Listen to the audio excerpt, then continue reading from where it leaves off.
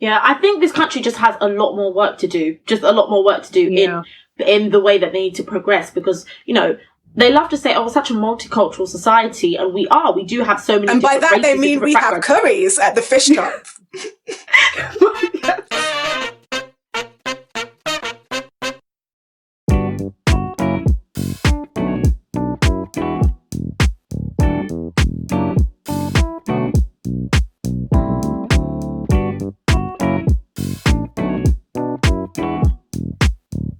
Hi, I'm Anissa. Hi, I'm Luanda Yasmin. Hi, I'm Linda E. And I'm Sophie Hannah, and we want to welcome you to episode 8 of Ethnically Speaking. We are four fabulously smart, curious, and opinionated, highly melanated women who represent the UK, and we are just going to be talking about everything and anything that affects our communities, whether that's culture affairs, pop culture, or everything in between. We promise nothing is going to be off limits, and we are always going to keep it 100% real with you. So forget tiptoeing around issues and technically speaking, because today we're bringing it to you ethnically speaking. First up is our lovely girl Anissa. I am so excited to see what you're going to talk about today.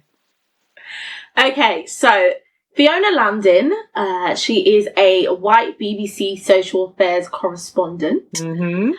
She's been in the news lately, honey, not for her job. Okay, so she basically has repeatedly used the N-word during a pre-recorded news segment when describing what witnesses heard perpetrators say during a racially motivated hit-and-run incident in Bristol. So the editorial decision to air the uncensored slur was heavily criticised by viewers on social media and on media outlets, since the BBC have actually edited the segment since the fallout. But my question to you guys is it ever okay to use the N-word if you're not black? If you're not black, if you're white, or like a non-black person of colour, why do you have the desire to use it? Girl, say again. Why do you have the desire, and why do you feel comfortable? If you are a white person or a non-black person who does feel comfortable using the N-word, if that word just like rolls off the tongue, I am afraid of you. I am going to steer all the way clear from your being. And that's because I think, I guess it's expected for people not to have like the greatest understanding of the black experience. And I respect everyone who's making an effort to try and learn. But any man, woman, child, non-binary person, old, young, whatever culture, whatever background, whatever country, every person knows that if you are not black, that word should never be leaving your mouth. I don't care if you're at a Kendrick concert. I don't care if your baby daddy's black. I don't care if you're reporting a news segment. I don't care if you're quoting someone. If you're not black, you automatically have more systematic power over black people just by not being black. So the weight that the word holds when it comes off your tongue, when it comes out of your mouth, it is unmatched. I don't need it. Look, yeah. Luanda said every single thing that I could possibly even think to say. Everything that I was going to say, you've said it. Finish. None. I'm thinking so in terms of Fiona Landon, right? Let's take it back to the BBC article. Why do you think they allowed a white woman to say it? For me, I was just like, there's no black correspondent? There isn't one black correspondent that you could have found out of the woodwork to say it. And the BBC, because obviously, like you're saying, Anissa, people were coming to the BBC, why do you let it happen? Why this? And they must have said, what was it? That the family of the person who suffered the racist attacks asked us to share all the facts of the scenario of what happened. And for me, I'm like, that's a cop-out. If you say racist attacks, exactly. If you say racist language was thrown at this black man, if you're black, most people are going to be like, I know what you said. N-word was probably thrown in there somewhere. So I think it's really poor on the part of the BBC, because it really makes me think, if you feel like after all this Black Lives Movement stuff that's happened, after George Floyd, after the protests, after Blackout Tuesday, after all of this, if you still think that, yeah, we can say that word. No one from editing, no producer, no director, no voiceover recorder, nobody stopped this from going to the final edit. For me, I'm just like, there's bigger problems going on. Like, what are you saying behind closed doors? 100%, I agree. In the words of Michael Jackson, all I really know is that they don't really care about us. Literally. Well, it's weird how the BBC have handled it, and the reason why I'm saying that is because do you guys remember a couple of years ago when Katie Price went on to ITV? I think she was with Phil and Holly, and basically she was talking about her son Harvey, you know, who's her oldest son, and he's mixed race, and how he had been suffering from racial attacks online, and so she went on ITV and said they were calling him a. And she kept saying the word, and Phil and Holly were saying to her, like, no, like, stop. And then afterwards, when they re-aired it, they cut it out, they apologised. They wanted Jordan to apologise, well, Kate Price, they wanted her to apologise, but she was basically saying that she's not apologising because this is what they're calling her children and she's not the wrong one here. But ITV were like, no, we don't want any parts of that. So it's weird to me how the BBC have allowed it from a member of their staff. Yeah. And the ITV were like, well, she even has a black child, but we're not even letting it go. Like, do you know what I mean? It's just weird to me how they've handled it. I don't understand. Well, I guess to me, like, I think when I was first thinking about this topic, like, I was definitely in the camp of Luanda. Like, never. Honestly, I was. I'm just like, it's not even a debate. It's a straight no. But I was reading this article in the Atlantic Online, and it was talking about a university professor, and she was talking about James Baldwin, the writer, the black activist who's passed now, and he said a statement on TV saying, "I am not your N-word." It became a documentary which is called I'm Not Your Negro. And this university professor who is white, she started a debate in her class saying, why do we think that the name has been changed from the original context? Like, what do you think is going on there? Why was it not I am not your N-word? And she said it. And she went in, and why has it been changed to I'm not your Negro? Like, why let's debate this. What's the power behind the word? And she got complained about, they did an investigation, and people were just like, I am talking about what was said. I am directly referring to it in a contextual environment where I'm trying to have a nuanced discussion. And for me, that did kind of change it a bit because as much as I'm heavily in the no camp, I'm just like, if you're having a debate like that, does it make it not okay, but how do you have a discussion about it? Are you saying if we have a discussion about it, we can never use the word?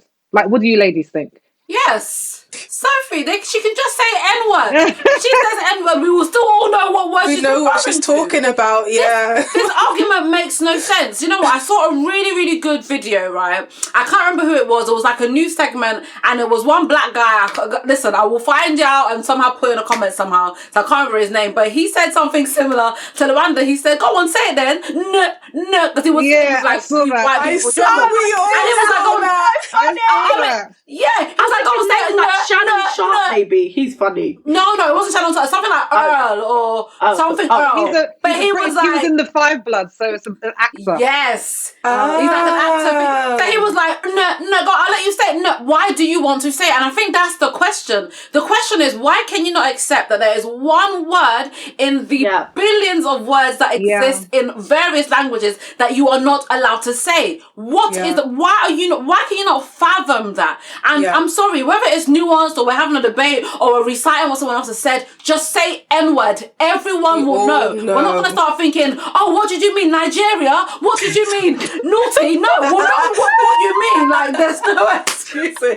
But what do you think about, so obviously there was that incident, and I don't know if you mentioned it, Luanda, because you saw the video. It was about Kendrick Lamar, and he was on stage, and he invited some people up on stage to come and rap his songs, and a white woman, a white teenager, I think, got up on the stage and she started saying, you are not my N, you are not my N. And everyone was just like, what? Nope. Kendrick came and stopped her and was just like, hold up. And she was like, why'd you stop me? Why'd you stop me? And he was like, there's a bit there that you should have bleeped out. And she went, did I say it? She said it like 3 or 4 times.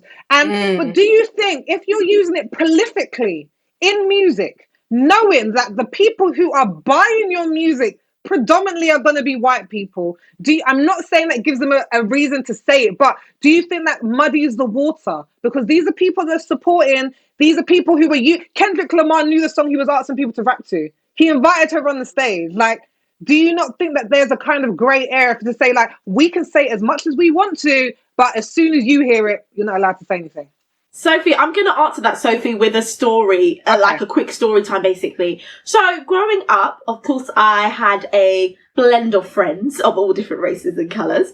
And a lot of us, we were growing up in Peckham. So it was like, okay, we're all in this poverty together, whatever. And culturally, in the hood, in the streets. So culturally, you would use that word. It was just a word that we used. It was another slang term, right? And one of the girls we used to like hang with, she was Asian, right? She was East Asian. And she never used to say it, but at one point, because she kept hearing us say it, she started saying it, right? And I didn't correct her at first because I thought, well, I understand the way that she's using it. Then my other friend, shout out to Yasmin, because she was doing the thing. Yasmin did not have it. Yasmin was like, she is not saying this. I don't care if she hangs with us. I don't care if her man's black. I don't care. She's not saying this word. And at first I was kind of like, oh my gosh, Yasmin, why? She hangs out with us. She's into the same thing. She listens to our music. This says this. What's your beef about it? And that was my own, I guess, naivety to the whole situation. And, that's why I say thank God for Yasmin, because she broke it down for me and gave me a different perspective. And as soon as she did that, I went to myself, yeah, she shouldn't be saying this word. Yeah. So after that, we had to speak to her and be like, no, it's not cool for you. It's not cool for you to say that. I know you feel like you're one of us, but you're not one of us. And by us giving you the okay in the past, it may give you a pass to think you can either talk to black women in a certain way or disrespect black people or appropriate things of our culture. And it's a lot of, but that was a progressive moment that I had to come to. My youngness and my naivety and being caught up in that made me think, oh, it's okay if you're part of the culture. And I think a lot of people feel like that as well as the music. They're like, well, I'm part of this hip hop culture, so I should say it. And sometimes when you do have maybe black people in your life who say to you, oh yeah, it's okay, you won't think anything wrong with it. And then that's where a wider conversation needs to happen. So I learned from my moment. I'm hoping others do. Yeah. But it's understandable to have those times when you are a child, when you're young and you're growing up, and like you said, Anissa, you were naive or whatever. But we're talking about big adults here. You know what I mean? We're talking about grown people over the age of 25 who are still trying to use the argument of, well, if black people can say it, why they getting mad if that's white people say it? I hate that argument so much, because anyone that uses that argument, you are just exposing yourself to me. You are showing me that you do not see black people as individuals. Because if you went to the corner shop and you were trying to pay for some items and then you were 50 pence short, and then boss man from behind the counter said it's okay, you're not going to then think you can go into any other shop on your road and receive items for less than their price, because those people will be individuals, separate people with separate beliefs and separate upbringings and separate cultures and separate backgrounds and separate thoughts and feelings. Like, do people really think we all have a WhatsApp group chat for all the black people scattered across the world, for me to just be like, hey guys, we're not doing the N-word anymore? No. So I think that I am going to judge you as an individual, what you as an individual are going to do by your actions. And I think everyone should be looked at in the same way. I guess for me, like I can play devil's advocate on this one, but to me, to be fair, like I don't even feel comfortable with black people using it, if I'm being really honest. Like, that's fine though, but Sophie, that has nothing to do with white people saying it. Like, I am definitely not coming down on the because we say it, they can. I'm just talking specifically for me. I think the word is so loaded. I can't hear it being said. I can't hear it being said to me. I can't hear it in music without feeling a little bit uncomfortable. Like it always has it. I can't separate it from the derogatory way that people used to use it in order to show that they were better than other people. And in the book Natives by Akala, he has this really interesting chapter when he talks about, so Akala is a rapper, if people don't know, and he talks my about husband, when he actually. Huh? Girl, you're turning so open marriage. So Akala was saying how when he first started rapping, he would literally say the N-word all the time. And his sister would come in and say, Lady Dynamite, and would just be like, what are you doing? Don't say that. It sounds ridiculous coming out your mouth. And he was just kind of like, he had to realize that Americans have a very different understanding of the word that we do. And I think I had to realize that is true because they were slaves in their own country. Like we have that word, but they were in their own country. And I think the affinity with the word is much more a power move for some Americans to be like, we we are going to repurpose this word that has been used against us for centuries in our own country. But for me, it's always uncomfortable, and I'm always uncomfortable hearing it. Like even in a colloquial term of endearment, if someone goes, "Yo, what's up, my N?" For me, I'm still like I think that makes sense. I think for people outside of the community, what they need to understand is there's a difference between using the word to be harmful towards us and us using the word within the community. So if you're not a member of the community, please understand that it's never going to be your place ever. Yeah. Never, ever, ever. Ever. The thing is like, we as a community. Please and thank you. Yeah. I'm going to speak for very briefly on behalf of the community. We as a community have not given other denominations, other cultures, other people, the right to use the word. We haven't given you the right. We haven't given you the permission. And because we haven't, just stay away from it. And I feel kind of sorry for Fiona Lambdin, because every time you search up her name now, you are going to find this. She's not going to be able to disassociate herself from this, because once it goes live, once it's recorded, once it's viral, that's it. Like, you cannot get away. In fact, Sophie, I don't feel sorry for her. She said it. I would have made the executive decision to have not said it. It's true. What I'm saying is, like, now that she said it, she's never going to be able to get away with it, because once it goes viral, because I don't know if you guys saw a video that went viral this week of a woman cussing out her mother-in-law, like literally. So let me paint the scenario for you if you haven't seen it.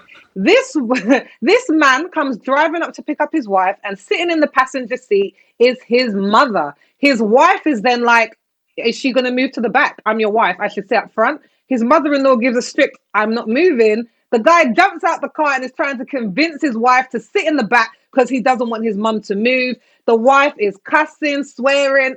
Guys, it was a madness. And it just makes me think, like, who do you think should be the most important woman in a man's life? Should it be his wife, or should it be his mother? Or does it actually make a difference if they're not married or not, or if they come from like a different cultural heritage or background? Like, who is the most important? Sophie. Now, this question here is a tough one to answer, yeah? Because I saw that video and I said, Kai, never will I be the woman that speaks to my in-law that way. Ever. And I do know that some mother-in-laws are wicked witches, some are Cruella de Vils, and I'm not going to say that they're not, right? But for me, there just has to be a level. But it's true, some are real wicked demons. But I feel there has to be a level of respect that you give the woman who gave birth, or the mother of the person you love. And when it comes to who's more important, I feel as though when, it's just a relationship, so when it's not a marriage, it's easy to say that the mum should still be the most important person in that man's family, because that is still the man's family. But once you get married, the family then becomes the unit that you've built with your wife. But I still don't feel there should really have to even be that question. It's just, it's a whole mess. And all I know, that video was too much, boy. That video was a whole bunch. It was messy, but there shouldn't be a problem between your wife and your mother unless you are trying to create a mother in your wife. And I think if those women, because I saw more than one video, like one was a boyfriend, one was a wife, but they were both mad that their partner's mother was sitting in the front seat. But if your partner had pulled up that day and his dad was riding shotgun, I don't think you would have had as much of an issue, or if you would have had one at all.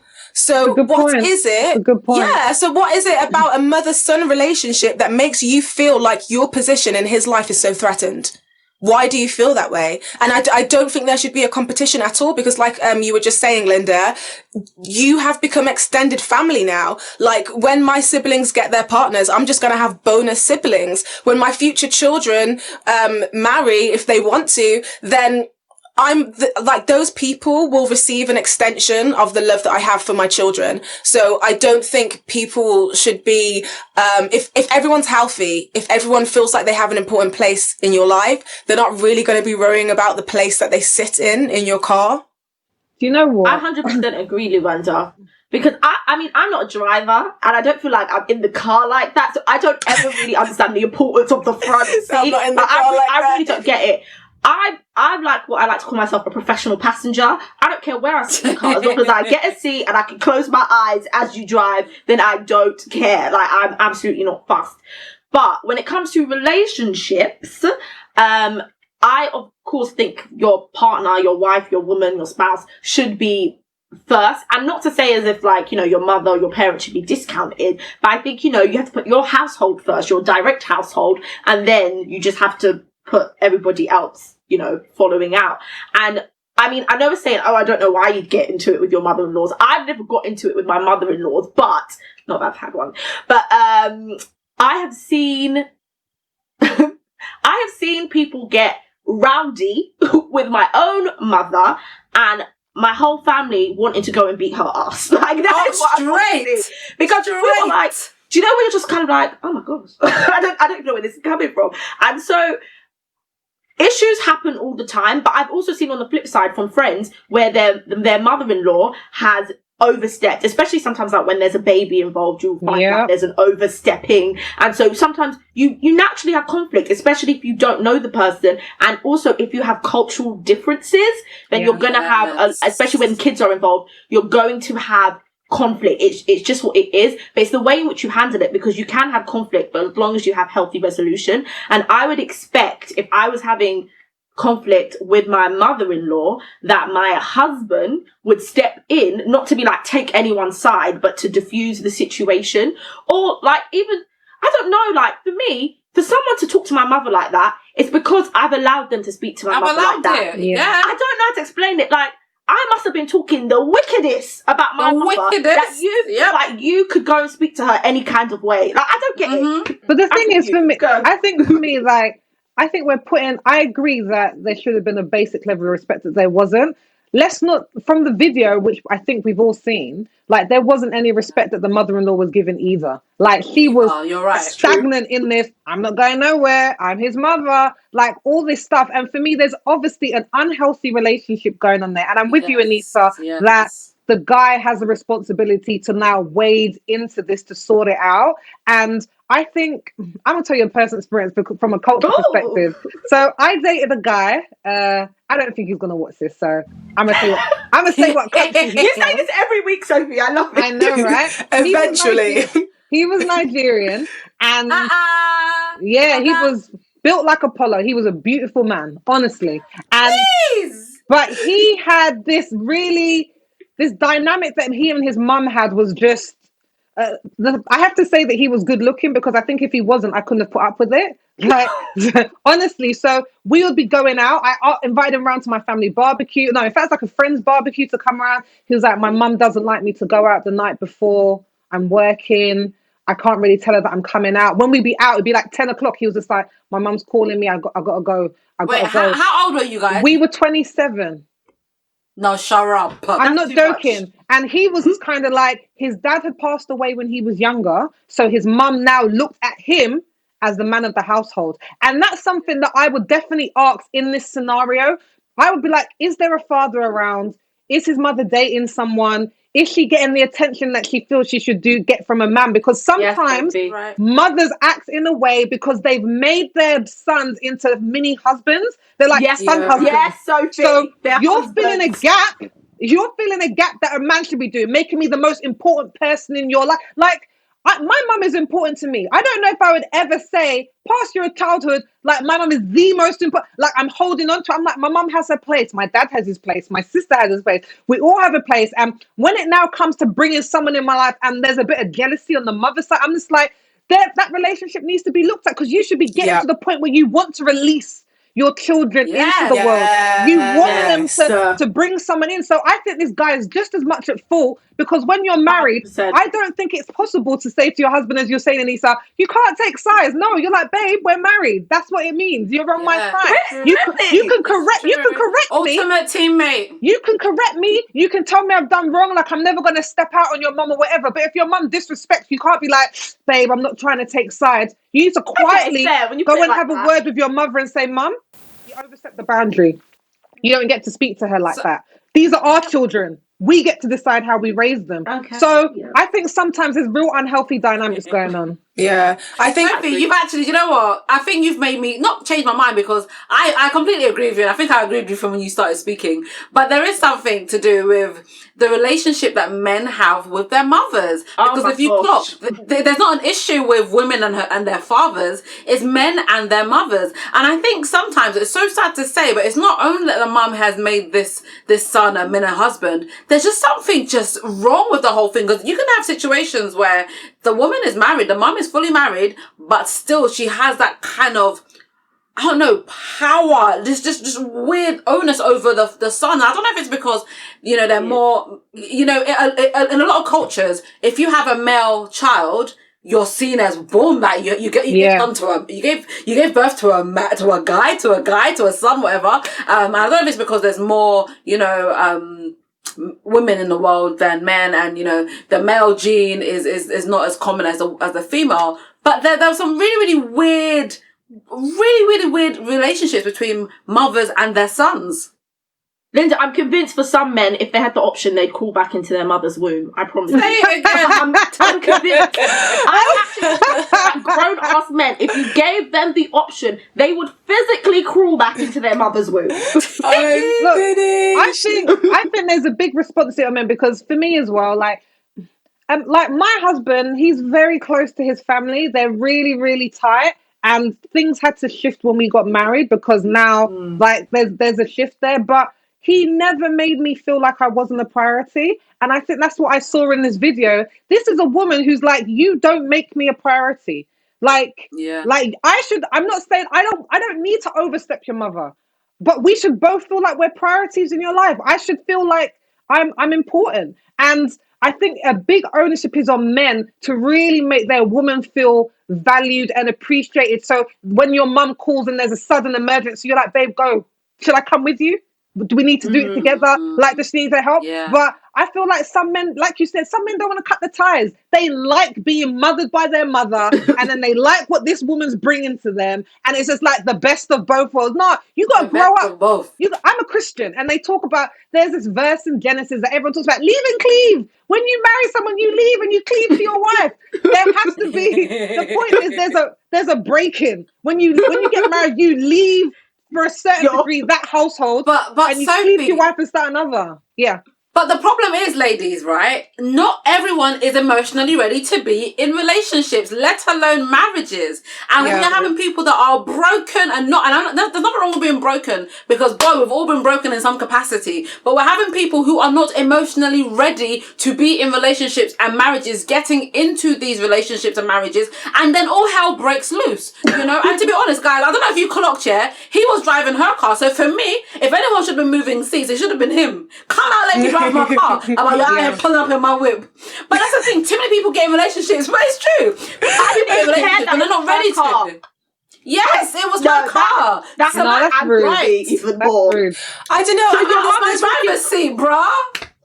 But there's value to there's space to value more than one person in your life. You don't have to choose, am I going to pick you today and disrespect you because I'm on your side, and that, like, you can value more than one person in your life. And I don't want you to only love me at the downfall of your mom. Like, do you know what I mean? Agreed. Like, yeah. I want us all to share a healthy relationship. It shouldn't be me or her. I never want, like, I'm going to lose respect for you if you think that you can, like, only value me if your mother is devalued. Yeah. And what I does think that have anything to do with me? I would say to women as well, like, don't get it twisted. We as women, and I've done it in the past, my friend reminded me of it yesterday, we like to look past certain red signals. We date someone. Yes, red flags. He has never made you a priority in his life, and then you feel like when we get married, suddenly things are going to change. No, a man is going to treat you pretty much how he treated you when you were dating. And if you weren't feeling that sense of secureness and whatever before, it's not going to land in your lap when he now gets married. Like, if you see that every time he's with his mother and he's just like, oh, mum's is right, you know, we should really do it because my mum wants that. Just think, do I want to be married to that? My opinion. And you know, You know, me personally, I could, expanded on that. I couldn't even be with someone where I didn't feel like I was a priority from the get-go, and I mean from dating. And also, I don't Yes, think I could be agreed. Yeah. straight, because things will not get better. They'll only get worse. Basically, what happens is what you allow, People treat you the way that you tell them that they can, basically. And also, I don't really think I could be with someone if there was like kind of animosity between myself and their mother. I don't think I could do that either. Yeah. Really? No, that's hurt. That's painful. No, and you want to lots of start a people who are family in with that them and have a situation. unionship with this person, and you don't have any love or respect for the one who brought them into the world. I couldn't do it.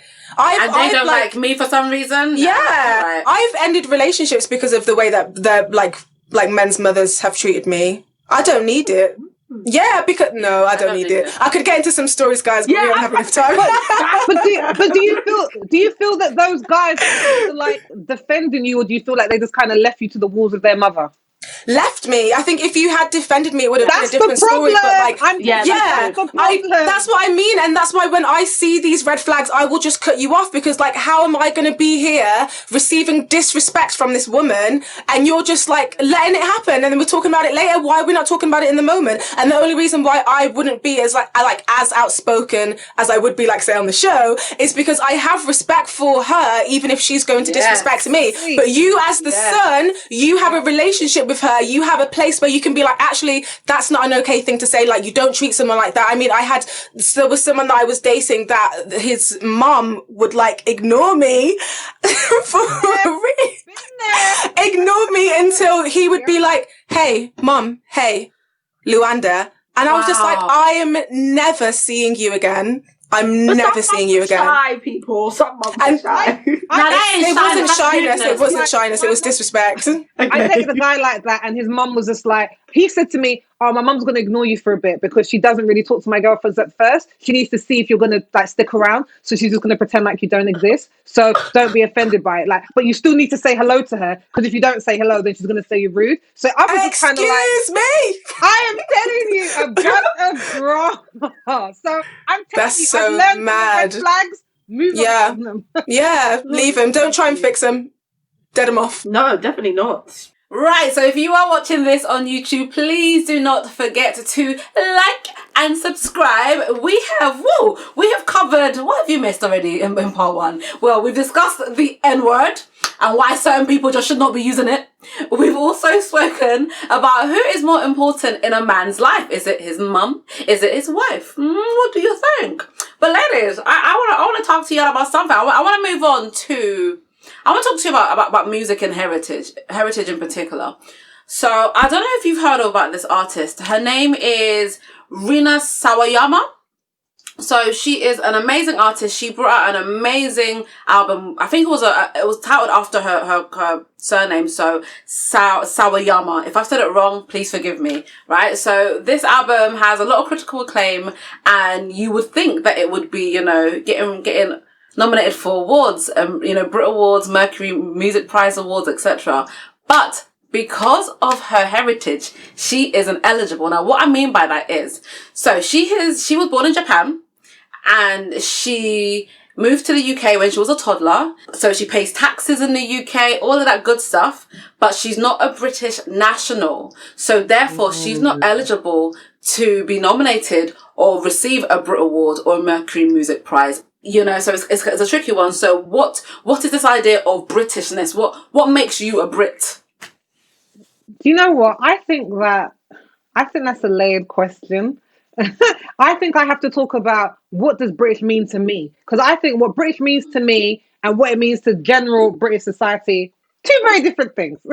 So I think, to me, someone who's British is someone who lives or has lived for a portion of their life within the United Kingdom, someone who pays taxes, and somebody who identifies with being British, someone who claims being British. And that's still pretty vague. So let me say, for example, my dad. My dad wasn't born in this country. He came over on his British passport, but he was Jamaican. He's lived in this country for over 40 years. All of his children, all of his grandchildren are here. He's going to retire in the country. And he would count himself, I would say, as now a British person. And for me, I'm just kind of her living in this country for the entire life, Rina Sawayama, her living in this country for her entire life, contributing to this country, paying, living here. I think the passport, having that red book, I just feel like they really need to review these rules and laws, because I think it's more than just a red book. You can live here your whole life and identify with being British and then be told at the drop of a hat, but you're not. Yeah, I absolutely agree with that. What are you going to say, I'm Lisa? sure I've seen American acts win Brit Awards. Like, I'm pretty sure in I think that's international in the international okay, section. Yeah. That makes sense, because I was kind of lost. Sorry, you had to go ahead. But I think the painful thing for me is like we mentioned, Rina has been in Britain for longer than some of the other nominees have been alive. Like, we need to actually just fathom that for a second. For a second. Yes. I think for me, especially, like, I think, you know, what you said, Sophie, was very relevant, because like our version of Britishness is not going to be what most people see it. And the reality is that most gatekeepers relate Britishness to whiteness. Yeah. And I remember having this conversation with my friend when I was very young, because people have always treated me like I'm not supposed to be here, I'm not allowed to be here, I'm misplaced, I'm supposed to be somewhere else.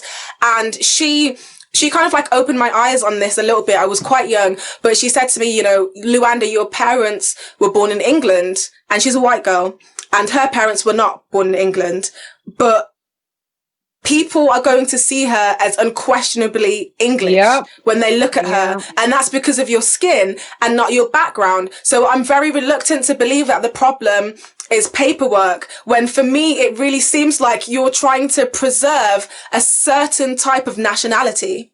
Yes. You know, so let's say this artist blows up now and goes on to win Grammys. You know damn well they're gonna claim she's a British artist. 100%. You know they're gonna be celebrating her. You know it. Like, it's just it's so disgusting. It's like, this woman is contributing to our taxes, our NHS. She's made an amazing piece of work. But because she hasn't got one thing, she's not allowed to be. Nah, but listen, I hope she blows. I honestly hope that her star rises, and just in their faces, like. I think people with indefinite leave to remain should absolutely be able to vote and should absolutely be eligible for these awards. And it really just feels like, as a highly melanated person, you cannot catch a break. Like, there is no place that you can go to be highly melanated in peace. And we see it with the Rina situation, which hurts me because I really like her. And we saw it with the Windrush situation, where people who had been settled in Britain for decades, for longer than the people who were trying to remove them. You know what I mean? They've been settled in Britain for longer than that. And we see it with the Shamima Begum situation, where the rife Islamophobia in this country and the adultification of black and brown kids saw to it that she was never seen as a child, and she was never seen as a victim, and she was most definitely never seen as British. Yeah, I guess our situation's a bit tricky. Well, I guess for those who don't know, is it though? It's a little bit sticky. Yeah, for those who don't know about Shamima Begum, she was someone who was born in the UK to parents who were Bangladeshi, but born here, so technically she's a British citizen, has a British passport. At the age of 15, she went over to become an ISIS bride, and then 4 years later wanted to come back into the country, but has had her citizenship revoked. And now she's still trying to get back in. The High Court has now, ruled that she can come back to plead the case in the UK. So it's still being undecided as to what's going to happen there. But I think my frustration with that issue is that she was never seen as a child who was groomed, which is absolutely what happened to her. And if you had like a girl that looked like Madeleine McCann or Madeleine McCann, I'm not sure how to say that girl's surname, even though she's training every week. If you had a girl that looked like Madeleine, if you had a girl that looked like that, who was groomed online to becoming an ISIS bride, you would be so stressed. She's a child and she's about to be married to like men that she doesn't know. She's going to a different country that she's never been. She's experiencing this culture. Like, there's so many variables that it kills me to see this girl not being protected, and not only not be protected, but be mocked for trying to, because like the grim details of it are that she's now in refugee camps and she's given birth to children that aren't surviving. She's trying to come home to keep her children alive. Like, this should be like, people should be feeling as much pain as she does, but because she's brown and because she is in Islam, they don't see her as a child. They don't see her as a victim. They will never see her as innocent. Yeah, I think this country just has a lot more work to do. Just a lot more work to do in the way that they need to progress, because, you know, they love to say, oh, we're such a multicultural society, and we do have so many. And by that they mean we have curries at the fish cup. By that they mean London. Madeleine McCann is gonna come out of hiding to come and talk to you about what you said about her earlier. I am. Yes, they love to say we're a multicultural society, but but not when it counts, if that makes any sense. Yeah. Because when our place isn't valid, us being here, the space that we take up isn't something that they celebrate if it's not in the way that they want it. I feel really sorry for her. It's just a horrible thing. If somebody turned around to me and said I wasn't British, I would just lose it. I've never had anyone in Britain say that, but like, for example, when I go on holiday, like years ago, when I went on holiday to Turkey, they were like, oh, where are you from? I went, London. And they went, no. And I said, I'm from London. And they were like, no, but your colour. They kept calling me chocolate girl, which was a whole other thing. But they're like, chocolate girl, you're not from London. I said, I'm from London. I was born there. And they said, but you can't be. And it was just this whole idea that British people look one way. And maybe before they did, but not now they don't. And so I think this country has a lot more work to do. Yeah. And I think black women in Turkey. I think that's black women in Turkey. No, I'm saying black women in Turkey is a whole situation, Anissa, because I went there with my family. Black women not saying that they have black, like it's just what's going on. It's a fetishization. They haven't seen that many black women apart from being on the telly. So you're saying you got called chocolate girl, and me and my mum and my sister, we were being called Whitney, Beyonce and Rihanna because the only black women that you know are from the ones on MTV. Yeah. And I remember like dealing with the hounding, because the men would literally hound us for their attention because of, not like because of pure reasons, but because of fetishization. I remember being in the marketplace and trying to buy something. You know, they're always calling to you, buy this, buy this, buy this. Hey, lovely. Hey miss, I'm walking past, they're calling me 1,000 different names. Hey, and then eventually it gets to, hey N-word. And I turn around like, what did you just say to me? And he's like, oh no, I said brother. I'm like, you didn't. So that's why earlier when we're talking about anyone who's non-black, I don't care if you're a person of colour who's non-black or a white person, like the weight that the word holds coming out of your mouth just cuts different. Yeah. And I think this is my issue. Like bringing it back, people don't want to see us as British when we go abroad, even though we might identify. And I do. I identify as someone who's Black, British, Caribbean. They're all parts of me. And in the UK, we can say with like Rina Sawayama that, you know, a passport would make her British. But in the UK, the way that society holds it is probably if you're born here, they'll say, okay, you're British. If you are probably white, okay, we'll allow you to be British if you have a passport. And if you contribute to society in a good way, okay, you can be British. And if you hold up British ideologies, they're like, okay, you're British. You break any of those, they are quick to say you're not British, even if you have a passport. So let's say if you aren't white, then immediately they're like, well, go back to where you come from. I'm from here. Yes. Like, I'm from here. Yeah. If you break the law, I've known guys who have broken the law and they've been deported quick time, even though they've had their leave to remain here. Also, if you even question the way that systems are run, this is racist, that's racist, go back to where you came from. You're like, I am from here. I have a British passport. If that's all you need to call me British, I have that. But anytime I break one of your taboo rules about being British, then suddenly you want to revoke my card. And I think with Shamima Begum, the thing that makes me so upset about that is that there's only like 3 reasons why you can revoke someone's citizenship. One is if it's in the public good, but not if it's going to leave them stateless. And they were saying another one is if it's somebody who got their citizenship by fraud, or somebody who has done an action to harm the UK, and if they have nowhere else to go. And they said, oh, her one was for the public good. That's why we've not made her a citizen. But I'm just like, she was born in this country. They're trying to say she's not stateless, listen to this, because her family's from Bangladesh. So technically, she's a Bangladeshi, even though she wasn't born there. And I'm just but the Bangladeshi government said I'm not involved. Well, this is the point. What now? Bangladesh is like, she wasn't born here. She's not Yeah. Bangladeshi. She was born in your country. And when they say somebody has to be, you can't leave someone stateless. So, for example, if Boris Johnson got his citizenship revoked, he's stateless. Literally, there is nowhere else. You probably had generations on generations on generations who are British and born here. So, like, you have nowhere to go. But for us, they'll revoke our citizenship and be like, well, Sophie, your dad was born in Jamaica, so you're not go back to stateless. them. I'm like, I have never been there for more than 2 weeks at a time. So how is that my country? Yeah. It's just, I'm sorry, Exhale. guys. No, I was on my it's stressful. soapbox. about that I'm one. sorry. I I'm felt sorry. I'm sorry. No, I get passionate about the Shamima situation as well, because it does cut quite deeply.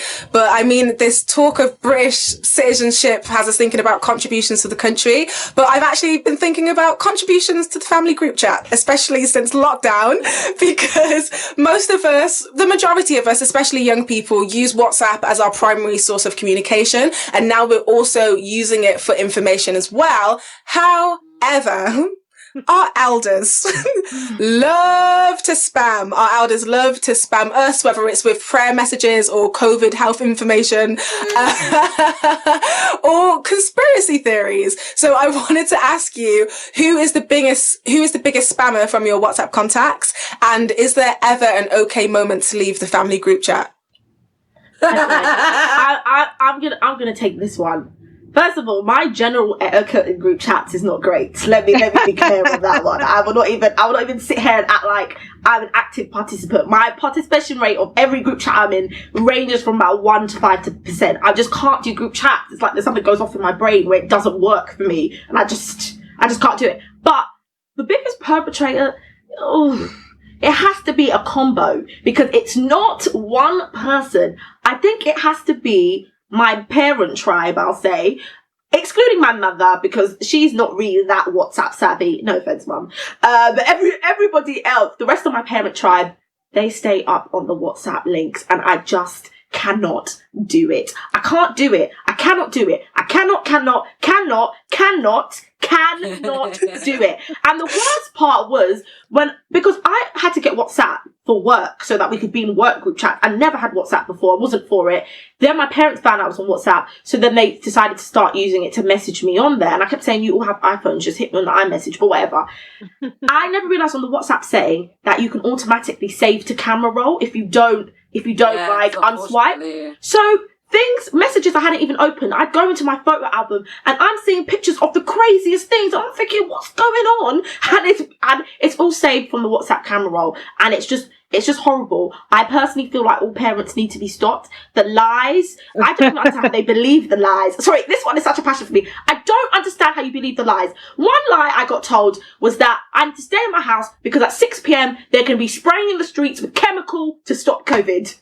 I thought to myself, you really believe this to send this to me? This is not possible. And I've complained several times. Stop sending this to me. Stop sending this to me. Stop sending this to me. And they don't. I had one family group chat that lasted all but a day because all of us threatened to leave the group chat within seconds. Everyone's like, I'm leaving. Then my brother left first, then my sister left, and there was just me and the parents, and I thought, maybe it's time to go then. And so then I left, and it lasted a whole day. So for me, leave, never join. So just never join. And perpetrators, the whole parent tribe. So that's me. Anissa, wait. I'm sorry, ladies. I need to jump in because you think, that a message about spraying the road is bad. That's crazy. Oh, no. Okay, let me hit you. So my worst one, and all my siblings will attest to this, my mother. So when my dad was alive, God bless his soul, he wasn't really into WhatsApp, so he never got into that. But our mum, decided to go and get WhatsApp, and we decided to go have a group chat, So imagine this. One day I'm chilling. I just come off the phone to my sister because it was basically just before lockdown. My sister she'd got flown out to Italy for Google to do something spectacular there. So I just come off the phone to her. My mum's like, where's your sister? I'm like, she's still in Italy? She's like, rapture is coming. I was like, what's coming? She said, rapture is coming. I said, what is that? She said, let me show you. So she sent me a message, this video of a news article that said that people were disappearing out of thin air. What? Yep. Like You heard me. Infinity War. You heard me. Yeah. Babe. As in, now you see me, now you don't. Yeah? Disappearing in thin air. I was like, Mum, do you think if people were disappearing, it wouldn't be all over the news on every single news outlet? Like, this isn't real. It's not. Yeah. It's Oh, not but it's... I was like, listen, come on, like, what are we doing here? So we have threatened my mum so many times. We have threatened to take away her phone. We have threatened to delete WhatsApp from her. We have threatened so many things. She sees videos about, ghosts being put into ketchup and blood being used in ketchup, which is why I spent... I told you, my mum, I love her to death, yeah? But we literally, we're thinking of age restrictions because... her on WhatsApp. I don't know, some kind of regulations.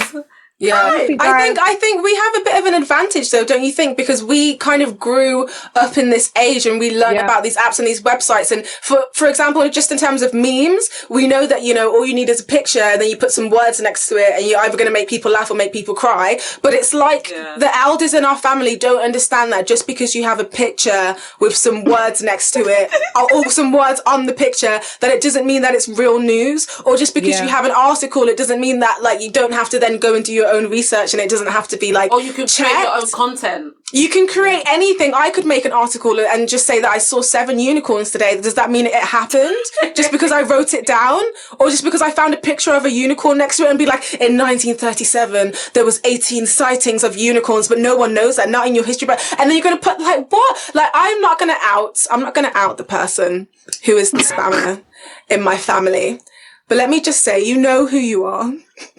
And you know what you're doing. Okay. It's not every day videos ranging between 12 minutes and 47 minutes long. It's not every day 16 photos at once. It's not every day. Sometimes the information that you receive, you might just want to fact check it yourself, just to check, just to see if it's real, because it could be anything. It could come from anywhere. Just because it's from the internet doesn't mean that it's a reliable source. And I think that it's easier to understand that as a young person than it is for like elders receiving this on their phone. I think I'm with you 100%, because I'm with you 100% on that. I can't say the person who's the biggest spammer because it's going to get me in a hell of a lot of trouble. So I'm gonna just say there's only so many health cures for coronavirus that one person can take. There are only so many onions that you can wear or drink, so many pineapples you can eat before you... Honestly, we're in the group, everyone just ignores it. And I find it rude, but I'm just like, maybe we should whisper. Everyone's just like, just ignore it. You don't want to add fuel to the fire. You don't want and it's like, my mum is the most interesting WhatsApper person who WhatsApps in my contact. Kanye. Play with you girls. She's gonna ask through the screen. Literally, my mum will respond in like 3 words for every message you send her. Thanks. Okay. And I'm just like, one time I was like, Mum, are you upset? What's wrong? She was just like, I have a competition with myself. I like to see how few words I can respond in. I was like, what? I was just like, what? Honestly. What? So she would send the briefest messages and I'll be like, Mum, here's the day. And she'd be like, excellent. At least it's precise, Sophie. She's getting straight to the point. I feel like, Mum, do better, Mum. Like, please, can you just send longer messages? My mum has... Go. My mum has 2 responses for me whenever I message her. So if I message her like a positive message, it'd be like about my day, how everything happened, information. She responds with, the blowy kissy face. Yeah. And then a thumb, and then another blowy kissy face, and then the thumb. And then if I send her something bad that happened, like, oh my gosh, this happened, I'm so upset, blah, blah, blah. Never mind, X. Nah. Listen, I think there needs to be, but honestly, in all jokes aside, I actually think that people when you get these messages, I think it's important to say to the person, this is not factual, do not send this on, anything else. And the reason why I'm saying it, I don't know if you guys heard of the that police officer. Well, she was like a superintendent. Yes, with child pornography. Yes, her name was Robin Williams. She was like one of the most highest senior ranking people in the Metropolitan Police, and she was a black woman, and she got dismissed from her role because of a WhatsApp family group chat. She was in a family group chat with 17 other people. Her sister sent a video of a young child being sexually abused, and once again, you know on WhatsApp when it's like saved to camera. But it was a warning. It was like a warning. Warning, yeah. So she didn't know. She basically said she didn't even read it. Like it was just in her camera roll. She didn't even realize it was there. And basically her sister said that she had sent it to raise awareness so they could catch the man. Anyway, long story short, it got found out that she had this on the phone, but it was unbeknownst to her, and they dismissed her from her job. They put her on the sex offenders list, and she had to do 200 hours of community service. And this is a sister that she even says that she's not even particularly close to. She didn't even go to that sister's wedding. Like they're just in a family group chat. People are just sending whatever in the group chat. It's sent to the camera roll. And even though the sister thought she was doing a good thing by spreading awareness for this sexual abuser, that just wasn't the right way. And so that's why I need people, I say parents, it's like, actually think the information that you have before you, do you really think that one, it's useful, second, it's true, and thirdly, if you should even be sharing it if it's explicit content? Because not only will it have an effect on you, but it may have an effect on the person receiving it. And as someone who has received who's received things, and I don't want to bait anyone up once again, but I have received birth photos from other family members, and unbeknownst to me, opened my camera roll and seen it and been shocked for my life. Stop sending things that you don't know if the person is ready to even want. You don't even say, "Oh, do you want to see this?" But you just send it to me. But you know what, Anissa, I'm happy you brought up that lady's situation, because we spoke to my mum about it, but. Besides that, don't you feel like they overreacted, putting her on the sex offenders list? I don't want to be the person to say, but if she was a non-black person, would that have been the same outcome? The sex offenders list, really? And they recognised that she didn't know about it. It was like, okay, yeah, we understand, but there you go, you don't have your job anymore, whatever. And it's horrible. She's been in the police force since she was 18 years old. She has worked for her career. It is not fair for what they've done to her. It's horrible. Yeah. I think you have a point there, Anissa, about when you said, like, what effect is this going to have on someone's life? And I don't think people even need to think that generally, because obviously that case that we just spoke about with that woman police officer, that's obviously terrible, but there's also like a mental effect that these like spams and these conspiracy theories are going to have. So maybe you just need to also think, what emotion is the person who's going to receive this going to end up with after they open this video, after they do this or do that? Because really and truly, that sister could have just sent a name and the information, or even sent it to her personally if she was really trying to raise awareness or really trying to help get that sex offender, the real one, locked up. But I think in general, because I think especially during the exposure of Black Lives Matter, there was just so much black trauma circulating the internet. And I really had to even take a break, because every time I'd log on, someone's posting like a video of like, you're literally watching someone die. I'm really watching someone die again. And then you click to the next story and it's like, I think we've been so, desensitized to violence, and these kinds of horrific acts that people just think it's normal just to like put it on your story to be like, oh, this is bad. But you actually have to think about the emotional impacts that it's going to have on the person receiving it. Yeah. I was reading some Daily Mail articles about things sent in the WhatsApp, and most of it's quite lighthearted, because hopefully the majority of stuff you get isn't going to be child porn or black trauma. But I think, ladies, it's time for us to start using the controls in WhatsApp. Number one, I've turned off my save to camera roll. So nothing from WhatsApp sent to my camera roll. A lot of these groups have been put on mute, because on the Daily Mail article, they were just like, oh, just delete yourself from the group. It's not a big deal. Some groups you cannot delete yourself. You can't delete yourself from the family group chat. WhatsApp needs to update I deleted myself once from the family group chat. WhatsApp needs to update this. Sophie has left the group. I'm just like, okay, you make it so bait I can't leave. Or WhatsApp, please let us decide. Have a button that says, would you like to join the group? Because then I was like, no, don't want to join it. But until then, mute groups, put them on silent, don't save the camera, protect your mind, guys, because there's only so many prayers I can read before 6 a.m. Don't finish me. Yeah. And also, if you're sending spam, please do not get in your feelings if you don't get a response, because 16 photos and 3 videos a day, I'm not gonna like that. If you wanted a response to everything, all I would be doing would be waking up, looking through the spam, responding to it, falling asleep, waking up the next day, looking through the spam and responding to it, falling asleep. So it's just, yeah, sort it out. Well, I think we've all said it best of the rules. Sophie summed it up nicely, guys. Make sure you got that mute on. Take off the save to camera roll. Turn it off. But group chats are just one of those things you can't avoid, and also people sending spam messages is just something that you can't avoid. Hopefully a bit more control, but you just can't avoid. Anyway, thank you so much for listening and watching another episode of Ethnically Speaking. We have enjoyed every single moment, and if you have too, make sure you give us a thumbs up. Let's keep the conversation going. What's the craziest thing you've ever been sent on WhatsApp? Let us know in the comments below, and we'll read out the best one next week. For a summary of everything we've discussed today, you can head over to our website, unitedmelaningroup.com/ES008. If you're watching on YouTube, don't forget to subscribe and hit that notification bell so you do not miss a thing. We'll see you the same time next week. Stay safe, stay alert, and thanks for watching.